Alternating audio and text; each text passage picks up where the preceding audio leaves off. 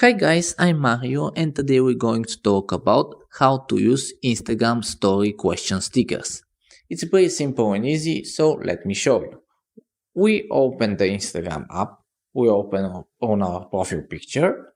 Here we select the plus sign at the top right, and now let's add story. We can choose from the gallery or other options, and we can scroll up to record. I will just pick one picture. Now we tap the sticker icon at the top right next to the text and choose questions. Here you can ask whatever you want. You can change the color by tapping the circle at the top. And of course you can change the size of the question. Now just tap on your story.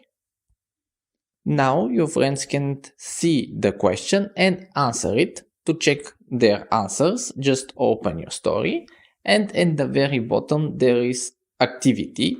Bottom left there is activity, and here if someone actually reply to the question you will see it. That's it. Thanks for watching. If you like this video, give it a like and subscribe to see more.